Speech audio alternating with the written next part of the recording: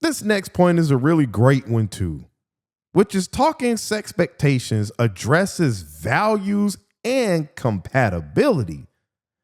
Sexual expectations often tie into deeper values such as frequency, monogamy, spontaneity, or the role of sex in your overall relationship.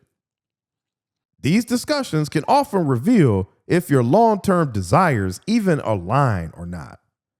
And the first thing that pops into my mind when I hear this one is facts. Now, I won't touch on the monogamy part as much because that's honestly something that most people do discuss pretty early on when meeting someone. I've talked to more than a few women who were very honest up front that they were poly or were seeking a polyamorous relationship. And of course, that's not for me.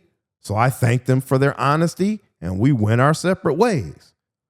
But if we look at some of the other points, they can oftentimes be a major roadblock that appears in relationships where sexpectations were not discussed beforehand. Frequency is a big one, and it's one that I'm going to touch on in one of my personal examples later on. But making sure you're compatible with your partner when it comes to how often you're going to be doing the deed every month is critical. And I will say this is very much something I gear more towards men than I do women, because the fact of the matter is that most times it's the man in a relationship that's looking to be more sexually active with the woman than the reverse. And of course, no, this isn't a one-size-fits-all situation where you agree to do the deed 4 times a week no matter what.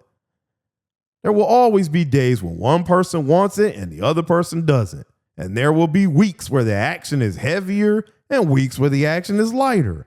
But that still should not stop you from coming up with a baseline average of X many days a week where you're looking to have some intimacy.